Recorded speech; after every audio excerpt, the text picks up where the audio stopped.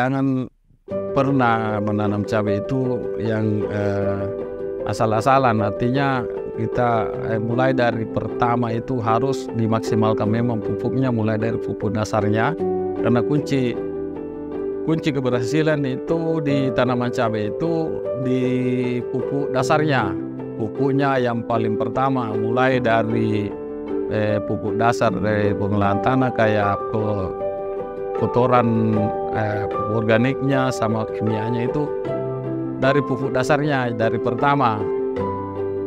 Biar bagaimana caranya merawat.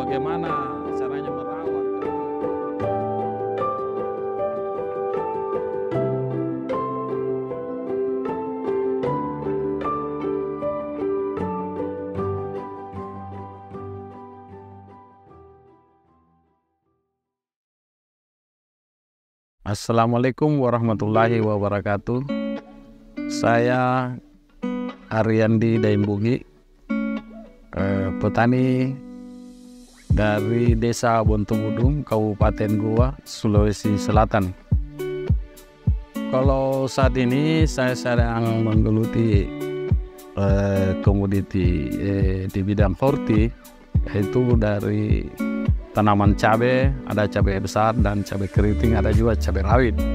Kemudian ada juga tomat, kemudian saya juga coba untuk nanam daun bawang, kemudian bawang merah. Kalau bertani ya sekitar 15 tahunan kalau bertani. Dan sebelumnya saya di bidang otomotif. Sebelumnya baru sekitar 15 tahunan itu saya bertani. Kemudian baru sekitar cuma menggeluti tanaman horti itu ya sekitar 12 tahun.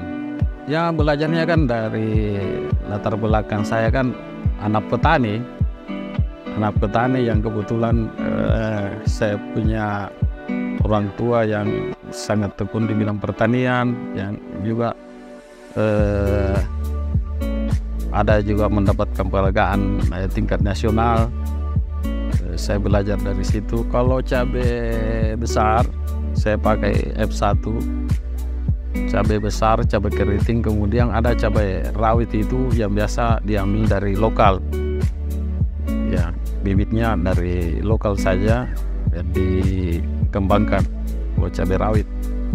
Kalau untuk saya sendiri, ya populasi di atas 5.000 pohon itu untuk saya sendiri. Kemudian ada juga teman-teman yang tergabung dalam kelompok tani saya itu, ada beberapa petani juga yang saya terbilang di tengahnya, yang menengah. Ada yang biasa tanam sampai populasi 10.000, kemudian saya sekitar 5-6.000. Kalau luasannya sih tergantung, ada kalau umpamanya kalau musim kemarau begini kan saya pindah ke lahan persawahan. Itu biasa lebih luas karena dia pakai pematangnya. Kalau di kebun kalau saya pindah lagi, kalau musim penghujan saya pindah ke lahan kebun lebih sedikit. Kalau ya sekitar per areanya itu kan cuma maksimal 1.000 pohon dalam satu are.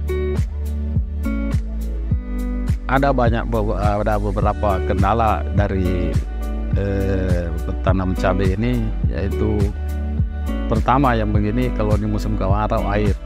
Kemudian saat pembibitan juga itu harus ekstra hati-hati. Kemudian sampai di saat pindah tanam Yang paling sering terjadi itu di lalat buah sama patek. Alhamdulillah masih terkendali karena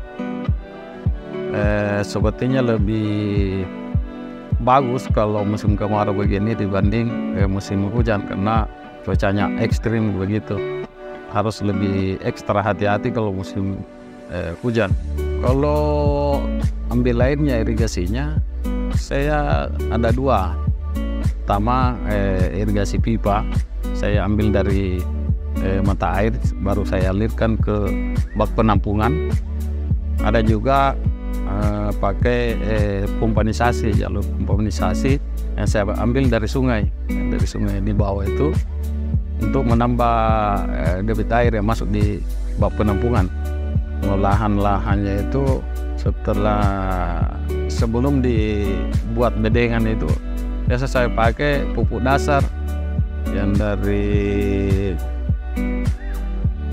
DGW itu, dari NPK Gold, kemudian saya campur dengan NPK bersubsidi, biasa saya kasih. Kemudian setelah jadi bedengannya saya kasih dolomit sebelum ditutup mulsanya.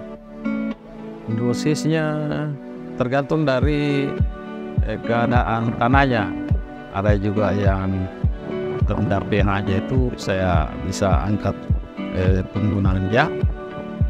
Kemudian yang masih bagus-bagus itu saya kurangi penggunaan itu pupuk kimianya. Kemudian kohe ayam itu tetap dikasih itu, kemudian di kultivator dicampur sebelum di bedengan. Kalau selama ini kalau fermentasi khusus kayaknya belum, cuma karena dilihat dari kotoran kohe itu kan biasanya tidak langsung dari kandang, biasanya berbulan-bulan baru sampai di lokasi. Jadi kita pakai itu saja. Untuk fermentasi khusus belum dilaksanakan. Cuma saya pernah beberapa kali coba juga, saya fermentasi saya campur itu dari kotoran kambing sama ayam itu, kemudian dikasih M4, bagus juga. Cuma terkendala dari waktu dan kesempatan kayaknya itu kita tidak jadi kita manfaatkan saja waktu dari kandang ke lahannya. Jadi biasa kita untuk musim yang akan datang itu, pokoknya musim hujan, biasa kita ambil sebelumnya, kemudian disimpan, nanti ada berselang 3-4 bulan baru dipakai di lahan. Tinggi bedengan juga itu tergantung dari waktu tanam. Kalau saat ini, kalau musim kemarau begini, biasa saya kasih rendah, biasa antara 15-20. Kemudian pada saat musim hujan dan lahan yang dipakai itu di persawahan, biasa di atas 20-30. Karena air, kalau musim kemarau begini kan cepat sekali kering kalau terlalu tinggi bedengannya. Kemudian kalau musim hujan terlalu lembab kalau rendah bedengannya. Atau biasa juga air kan biasa hujan terlalu lebat bisa terendam kalau rendah sekali bedengannya kalau musim hujan gitu. Lebar bedengan itu kalau di lahan sawah begini kita menyesuaikan di luas lahannya. Kalau lahan sawah begini, apalagi kalau lahan sawah yang teras-teras begini. Kalau biasanya kalau di kebun yang bisa diatur bedengannya itu biasa lebarnya itu 80-1 meter bedengannya kalau ya di kebun. Kalau di lahan teras begini kita menyesuaikan di lahannya. Kalau jarak tanam yang saya pakai sekarang itu satu baris saya pakai 25-30 cm dipakai, tetap pakai pupuk susulan. Pupuk yang dipakai itu susulan itu saya pakai, tidak pakai tabur, dengan kocor saja. Itu yang paling pertama itu, yang utama itu NPK Posca yang bersubsidi, kemudian ditambah dengan NPK 16 DGW itu yang warna hijau, kemudian pertamanya, kemudian selanjutnya NPK 16 yang dari DGW juga. Ada juga disemprot dengan Provas ya. Kemudian itu tiap 1 minggu 7 sampai 10 hari dikocor. Kalau dosisnya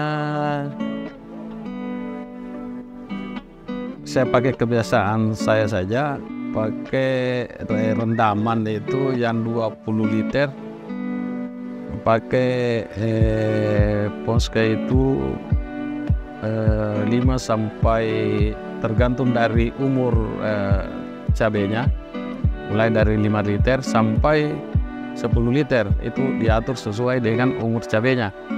Kemudian pupuk campurannya itu kayak NPK 16 DGW itu yang hijau, kemudian tiap rendaman itu saya pakai 1 sampai 2 kg.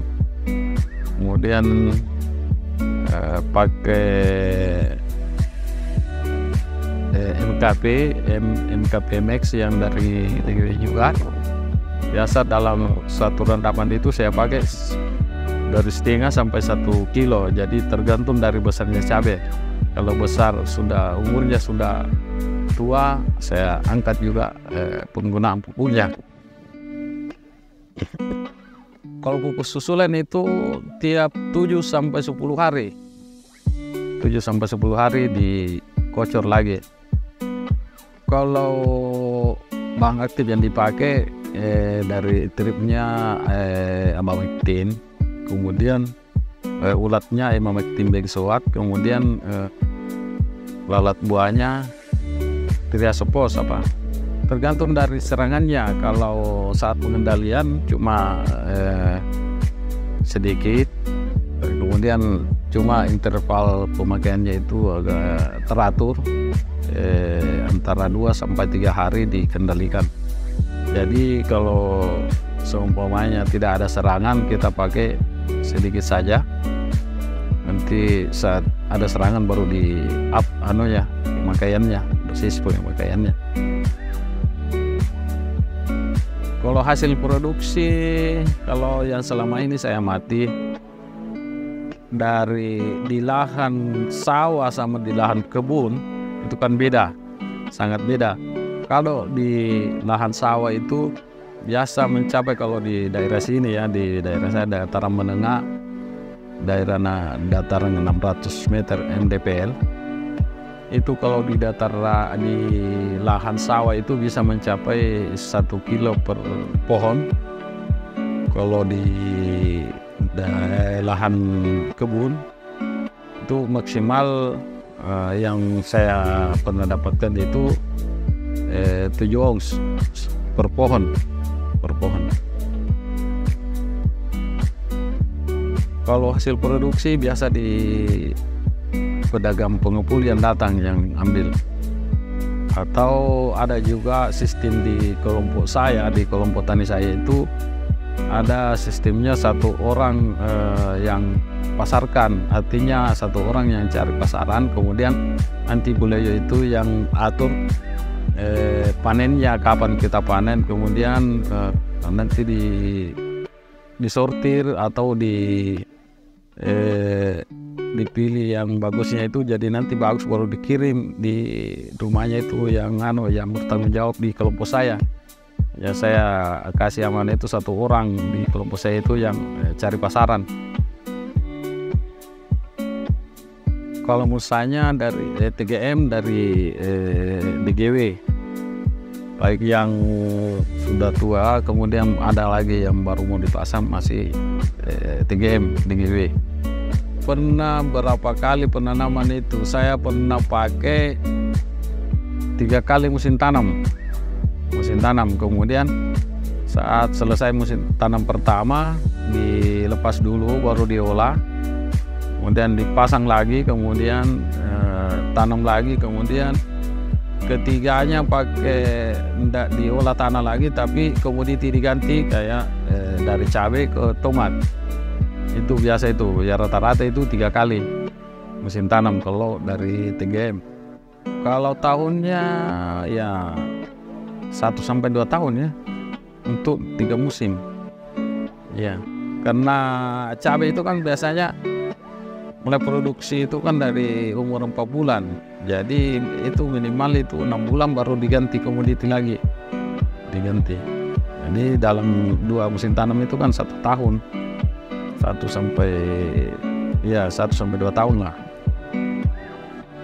Alhamdulillah masih bagus, karena ada yang paling saya suka di mulsa TGM itu elastisnya, karena model bagaimanapun bisa dipakai. Kalau merek yang lain tidak bisa begitu, mudah sekali. Karena itu saya bilang tadi, saya tidak ada mulsa yang bisa dipakai untuk belok-belok begini untuk kalau merek-merek yang lain. Kayaknya saya selalu setia dengan TGM dari DGW, karena itu bisa tahan lama, kemudian elastis, bisa juga di bagaimana model bagaimanapun juga bisa. Kemudian tidak cepat robek begitu. Sejak tahun 2021 itu ada petugas mulsa yang memperkenalkan sama saya dan dikasih sampel ya. Kebetulan saya ketemu di toko tani.